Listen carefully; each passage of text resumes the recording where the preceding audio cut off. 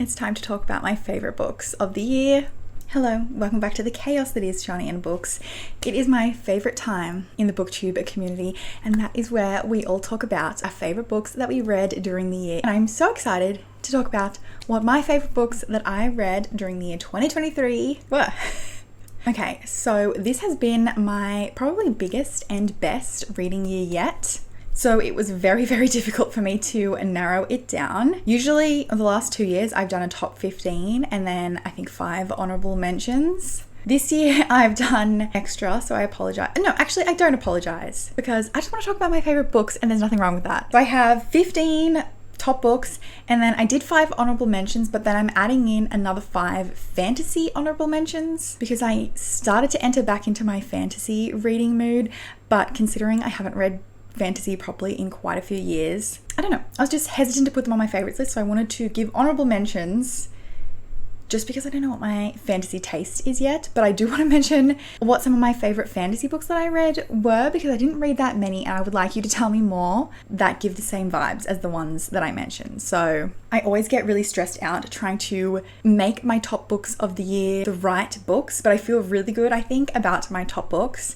I feel like they represent my reading taste really well as just the type of books that I am into at this current point in time, because reading taste is ever changing. And on reading taste, we obviously all have different tastes in books. What someone likes, someone else might not like. So if my reading taste does not line up with yours, that's okay. We all like what we like, but this is what I like. And as for ranking, I think my top 3 is definitely my top 3. I don't know why, I just feel the need to rank things in my head or like have a thought process of how I'm doing things. So my top 3 is definitely my top 3. And then I have 5 books in the tier under that are probably all equal to each other. And then the rest of my books in the top 15 are in the tier below that and they're all equal to each other. I also feel like I have a really good range of genres this year as well, which again represents the way I tend to read and what I tend to like, I think. So I have 2 mystery books on the list, 2 romance books, 2 horror books, 2 fantasy books, 2 weird fiction books, 3 just normal lit fic, 1 historical and 1 that's, I guess, kind of magical realism. I didn't put any non-fiction into my actual top 15, but I do have some on my honourable mentions list. So let's just start there. The first book that is a non-fiction book as part of my honourable mentions is Big Love by Brooke Blurton, which is a memoir. I literally had no idea who she was, but I kept seeing this book on bookshelves and I kept thinking, oh my gosh, this is like the most beautiful woman ever. And I looked it up and she was on The Bachelor and The Bachelorette, which does not interest me because I am not really a romance reality TV show person. But then I found out that she was the first bisexual bachelorette as well as the first Indigenous Australian bachelorette. She had both men and women competing for her love in her season, and that does sound like something I would like. And now I'm obsessed with her, and I read this and deals with a lot of heavy topics, but if you are looking for a memoir that talks about being an Indigenous Australian, growing up in Australia, growing up in poverty, going through some really traumatic stuff, and I'm just obsessed with her now. So also, if you know me, this page, because it has photos as a lot of memoirs do, she grew up playing AFL. So I'm a little too obsessed with Brooke now, but yeah. And I just realized I'm meant to go through honorable mentions faster. Sorry. Next on my honorable mentions list, I do not have a physical copy. I read it from my library and my library did not have it available to reborrow out, but it is We Spread by Ian Reid, which is a horror book, but I would recommend it to people if you're like me and you don't like gruesome horror. It's more like the mind, like psychological. My next honorable mention is a mystery book. This is actually not really representative of my taste, but it is The Lost Man by Jane Harper. I've read another book by this author and I don't think that I really like this style of book, but this one just happened to work for me based on very specific things that happen in it and a very specific thing in the reveal. It is a mystery based in outback Australia, but I would not go into it looking for a mystery. If you're going into it just looking for a general fiction book about the lives of a certain family, then I think you'll probably enjoy it more than if you're looking for a mystery. Definitely not a thriller. It's very slow. Yeah, this is like the outlier on my list, I think.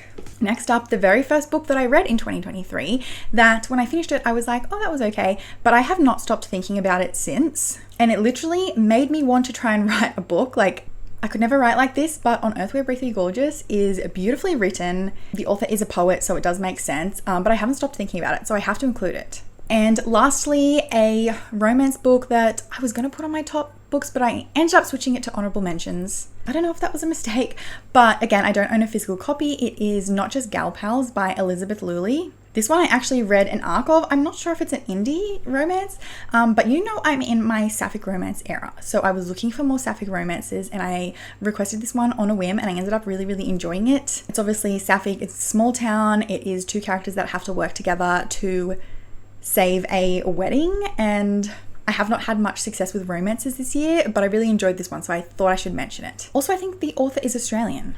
Next, I'll quickly run through my honourable fantasy mentions. This one is technically, I don't know if it would be considered a fantasy because it is also a memoir, but the way this is written, this one is Black Girl Unlimited by Echo Brown. The way this is written is unlike anything I've ever experienced, and I think it is amazing. I heard the word wizard used in the synopsis for this and I thought it wasn't going to be for me, but it is a memoir, but she uses magic as like a metaphors for certain traumatic things in the real world, and I just think this is absolutely incredible. I also think this author passed away this year, so if you've been meaning to pick this one up, make sure you are in an okay headspace to consume this content. And then some fantasy that is much, much lighter. One of the books that led me back into my fantasy era is the Nevermore series. I don't own the third book, but I reread the first one and then I read the second and the third one that I don't own. It's a middle grade series that I would say is for fans of Harry Potter growing up, but then also made me feel nostalgic for like Hunger Games, Divergent, all those books that I read when I was a teenager, because it gave similar vibes with the different like competitions and the trials. But also Harry Potter because it is this girl who is having a not so great home life that's being swept into this magical world. So I have this book series to thank for sending me into my fantasy era. Then I read some adult fantasy that I surprisingly enjoyed. So Vicious by V.E. Schwab is my next honourable mention. This is a very popular one and I've been meaning to read it for years, so I'm very excited that I loved it. And very similar to that book, that also very much shocked me, is Middle Game by Seanan McGuire, which again, an adult fantasy that I actually loved. So if you have more recommendations like these, please send them my way. And lastly, this one's technically not a fantasy, it's a sci-fi, which is very unlike me because I don't read sci-fi, but again, I haven't stopped thinking about this book. But this one is How High We Go in the Dark by Sequoia Nagamatsu. This one is short stories, and the story about the amusement park I will never ever get out of my head. Okay, my camera stopped recording, which means that it's telling me to get into my actual top 15 official favorite books of the year. Okay, number 15. Again, when I first read this, I thought, oh, that was okay. But again, I couldn't stop thinking about it. But this one is Before the Coffee Gets Cold by Toshikazu Kawaguchi.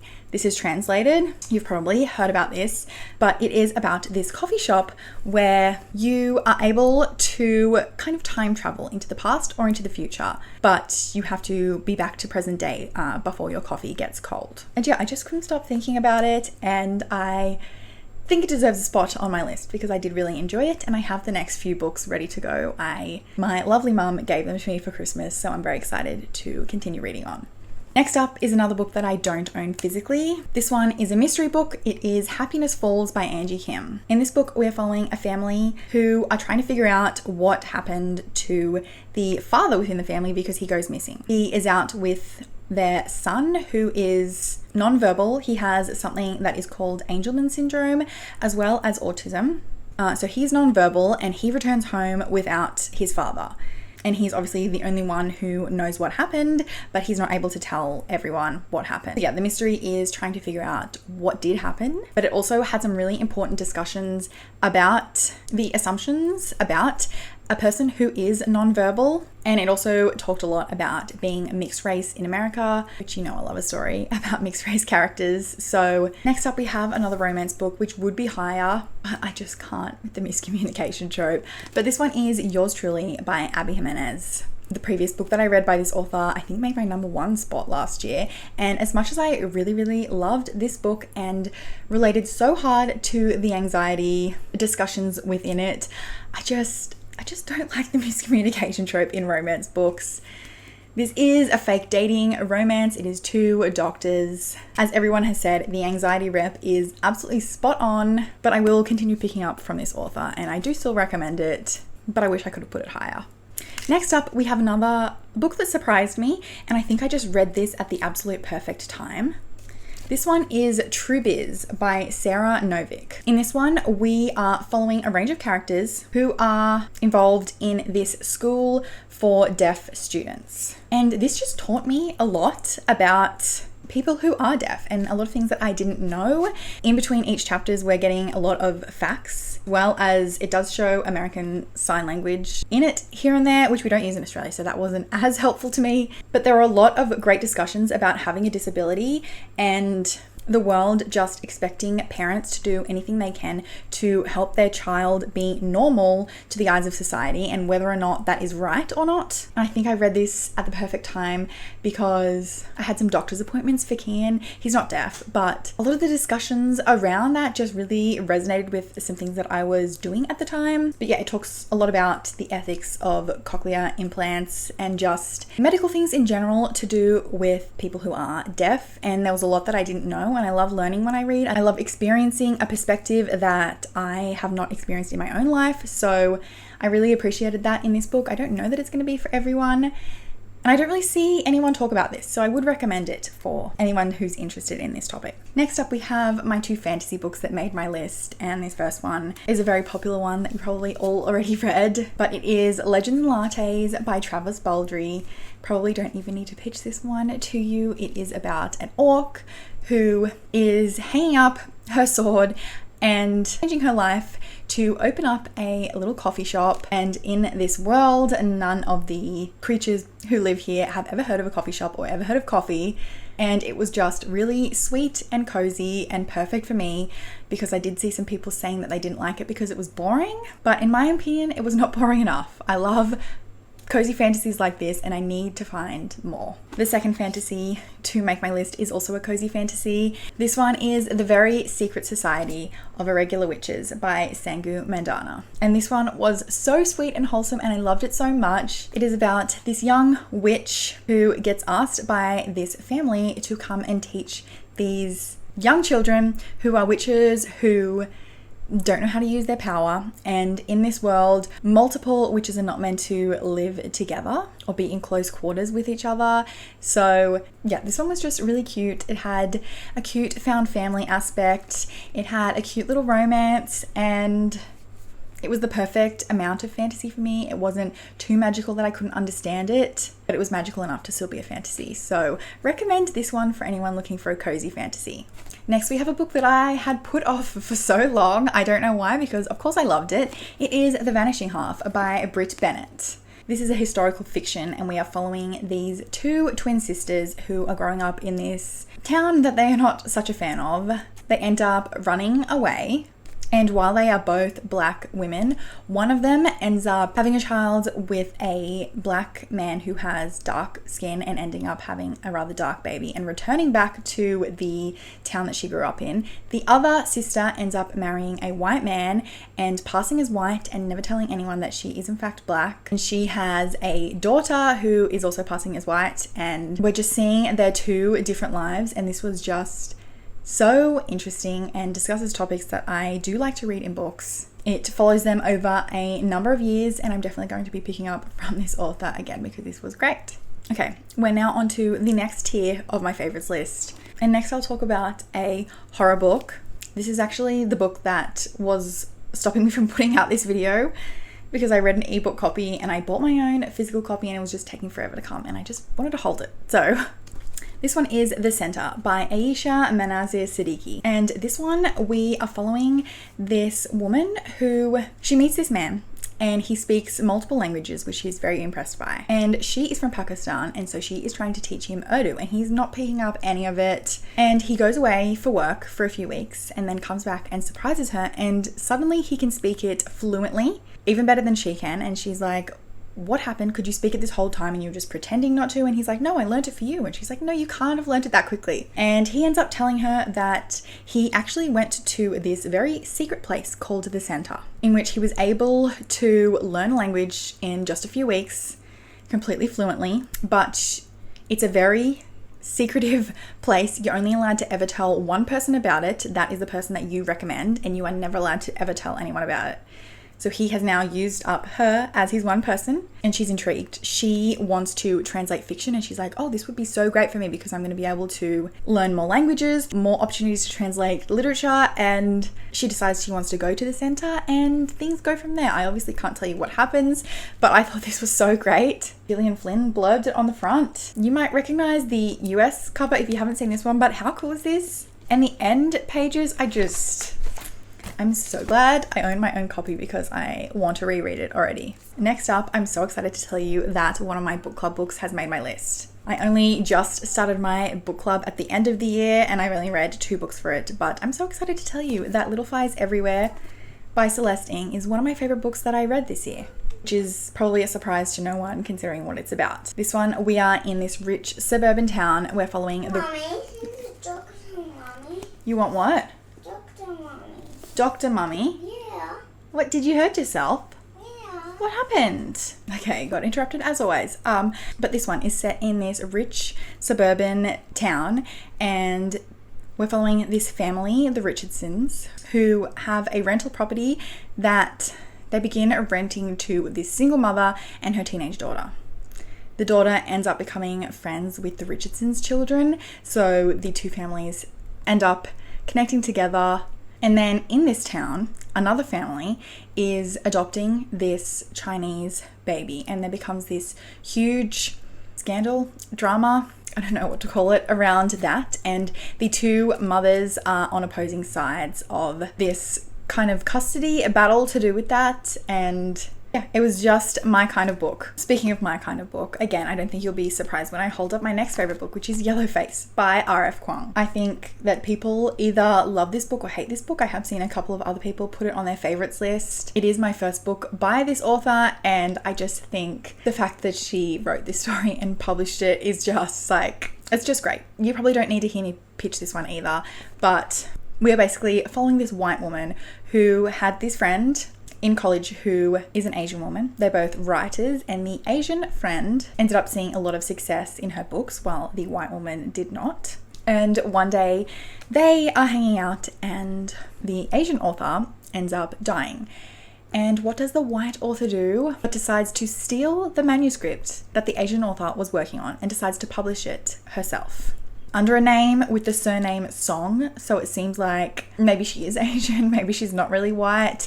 And it's just so interesting to read a book through the eyes of a character that is just so awful. Like, this white author is just so awful, and the things that she thinks, it is just like, I don't know, it was just so interesting to be reading an entire novel from the perspective of a person that is really unlikable. And the things that she does and the way that it just talks about the publishing industry and just books in general, I just flew through it. And I'm excited to see what this author puts out next. I know that she does write a lot of fantasy, which is still not a genre I'm completely comfortable in, but this was a really great introduction to this author for me. Next up, a book I also do not own a physical copy of, but I definitely need to get one. This one is Shark Heart, which this one has such a weird premise.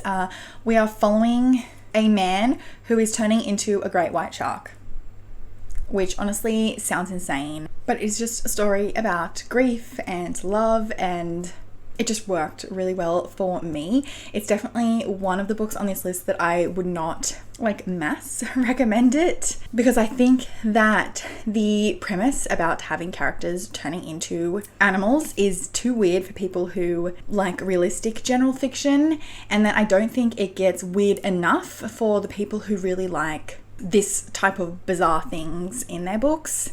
Which, while I do like weird fiction, this book just made me sob throughout the entire thing. There are very specific topics that are dealt with in this book that hit close to home for me, and so I think that contributed to how much I enjoyed it. But I would say that it is for people who like to have weird things in their fiction, but maybe don't like it to go into horror territory, then this would be for you.